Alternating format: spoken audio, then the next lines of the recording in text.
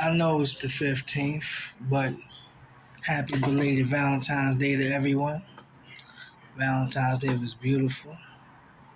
And to drop a jewel on the fellas, for Valentine's Day, we should give our time rather than some expensive gift. And nothing is more precious than time. Time is what these people take from us when we get locked up. So we should spend every moment we can with that special someone we have in our lives. Video record every moment, every special moment. Trips to Africa, South America, Asia, Europe. Whatever you do, do it together. And make sure it's the first time for you both. That way you'll cherish the memories more. That's how I touch on Valentine's Day. I went to parole yesterday. It was interesting. The building looked dreary, dank, like an old dungeon. Smelled stale like a hospital. Got armored guards with vests on at the door, metal detectors. Every door locks behind you. And me, I got PTSD because every time a door slammed behind me, it make me want to jump. They talk down to you real condescending, like you's a piece of shit. And not considering that, some of us did decades in war zones. Lost everybody we love.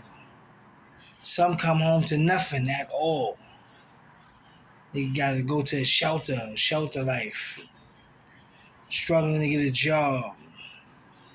Still hard to move around crowds because you still think you in the Attica yard. Then they give us these piss tests at parole. No due process. They don't record it or video it. No chain of custody respected. No confirmatory tests. You're in a room with a bunch of other dudes who just came home from some other corner of hell.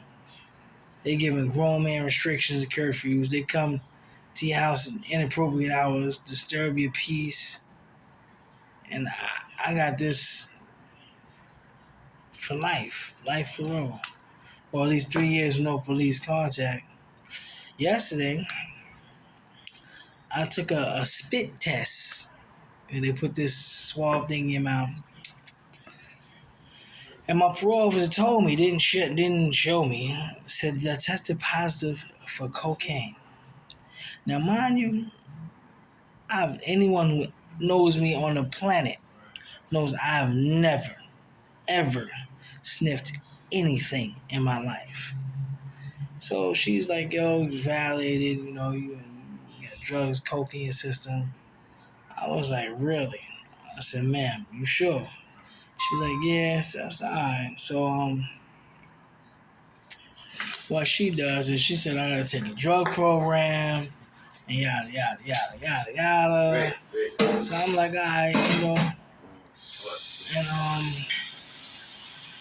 so I go straight home. Well, I go straight to GNC, rather. And I get the home drug testing kit. The kit, 99% proof accurate.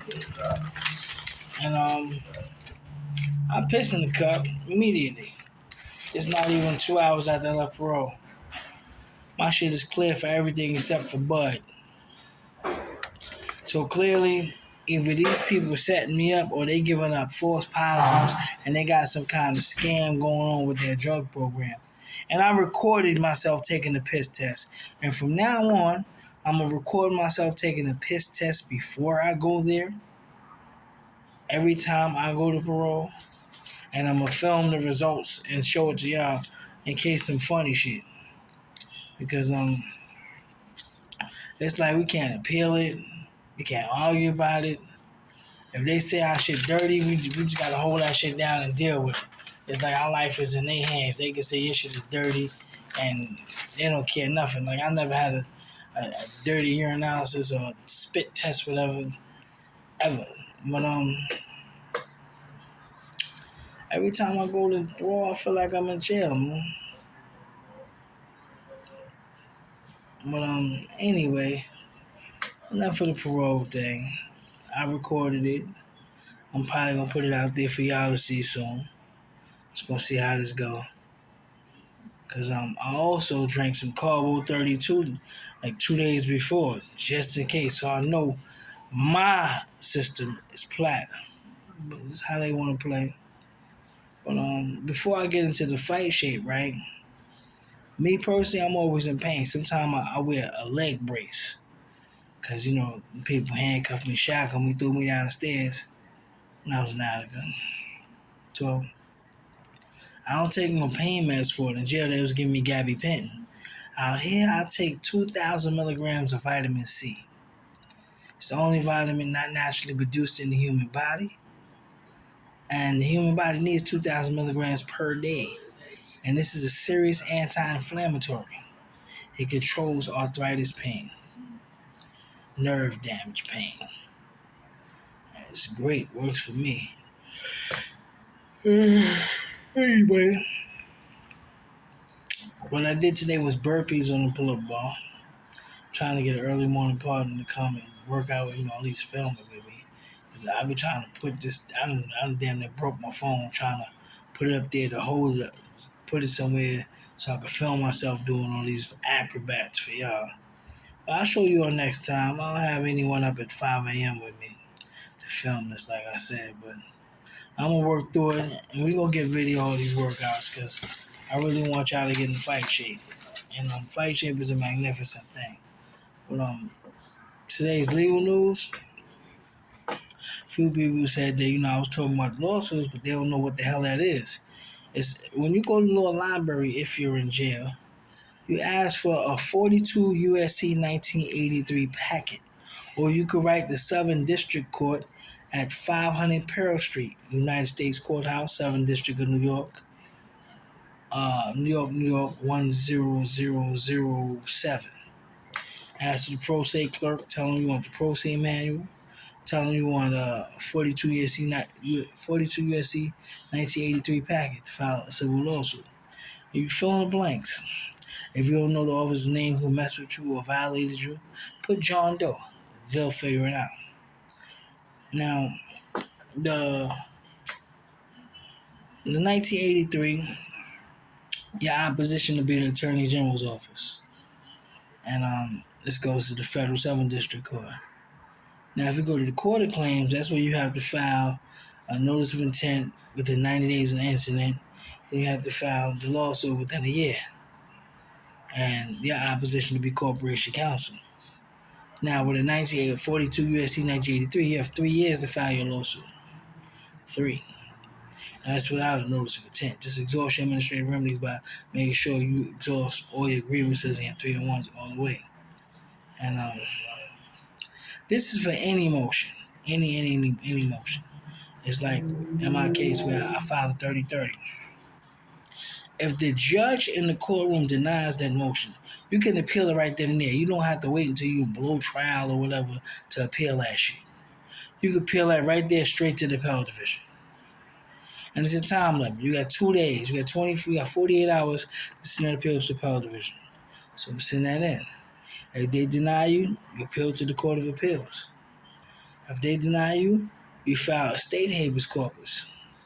If your lawyer does not adopt it and the judge denies it because the lawyer did not adopt it, you file a federal habeas corpus. And now you have 3 big eyes on your case now. You have United States Southern District Court judge and the magistrate judge and the Attorney General's office.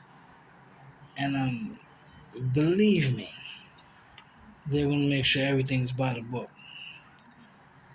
Other than that, today, the 15th, my day was pretty slow. You see, I'm here at my laptop.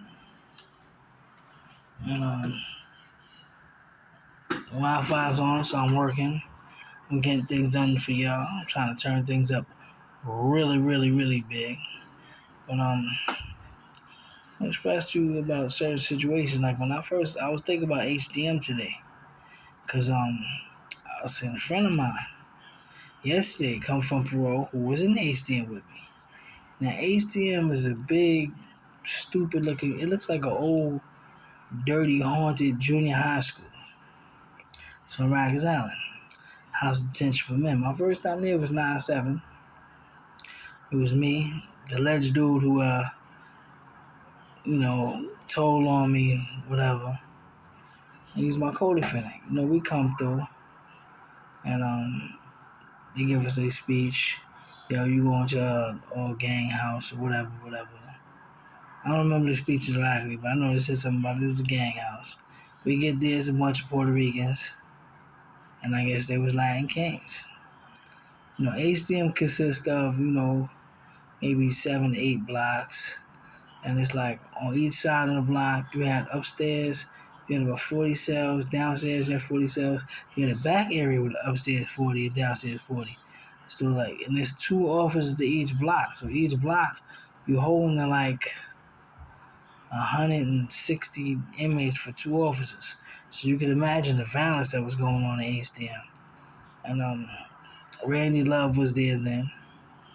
And a few others, because they came back down for court. They was fighting their cases. They come back down for court. They come down to HDM, and we was going to the mess hall at the time. It was different. You walked to the mess hall from your housing area. Each housing area had like 5 phones. People was dying over the phones. Had a pull-up bar, and we come and I see my boy Star, Leroy Courtney from LG. And, we walked by the house. I hugged him. He hugged me. What's up? How you feeling? And as soon as we spin off, he cut this boy from like the top of his head to his chin. Like split him wide open with a Gemstar razor. Winked at me, turned around and just bopped away. And was like, blood up, blood up. I was like, wow. Everybody on the wall going crazy. He spent the corner in his block, made it safe. I spent the corner in the mess hall, the rest of my crib. Everybody else caught out there in chaos. This boy bleeding everywhere. He don't know what to do. But we make it back to the block, and at this time I get a legal visit, and I go down there. I had Alan P. Haber at the time. This is a lawyer who did 3 state bids, who was never even supposed to have his law license to even practice, and yet here he is representing me in a murder case. And he tells me, yo, they got a video of your co-defendant where he's saying that you did it. I was like, nah, he ain't a video of him lying. I'm calling my lawyer a liar. Like, you're a liar. He's crazy. The DA's got it. Said you better cop out. I'm like, this is a damn liar. This dude ain't say that about me. Not me at all. Not only was I confident that he didn't say me, but I really didn't do it. So, we're in the block. We're right next to each other. So, I come back from the visit. I'm like, yo, the family. Like, they saying that you got a video. He said, let me talk to you. He pulls me to the side. He's like, yo, yeah, I made a video. I said, you made a video? What the fuck? He said, yo, B, you just came home. So I thought that, you was trying to slay me just to get out of this. I was like, yo, B, I didn't even know nothing about this incident. I had a bunch of cases in fighting and you add this bullshit to my shit. He said, nah, I'm gonna straighten you out. I ain't gonna take a stand. You good. Plus you got an alibi or whatever. I'm like, all right, okay. But the very next day, like we locked in at 2 p.m. at like 2:45 until like 4 o'clock, 4 p.m. At like 2:50, they crack his cell. Moves him to C73, where he signs in a PC and then goes to NIC and hides out for the rest of 3 years that we on the island fighting that body and I'm fighting other cases. And this is 9/7. It was a year when it was butchery by Bloods. It was gangland. Rikers Island was gangland. And that was the first blood slashing I seen on Rikers Island in 1997. It was nasty. HDM. But good night. I'll see y'all tomorrow. Starting off with the prayers always. Tonight, I'm gonna end it with a prayer. Psalms 23. The Lord is my shepherd, I shall not want. He maketh me lie down in green pastures. He leadeth me beside the still waters. He restores my soul. He leadeth me in the path of righteousness for his name's sake. Yea, though I walk through the valley of the shadow of death, I will fear no evil, for thou art with me, thy rod and thy staff, they comfort me. Thou preparest a table before me in the presence of mine enemies. Thou anointest my head with oil, my cup runneth over. Surely goodness and mercy shall follow me all the days of my life, and I will dwell in the house of the Lord forever. Father God, we ask that you please help us, guys, and protect us. Keep us free and alive and healthy. In Jesus Christ's name I pray. Amen. Amen. And good night.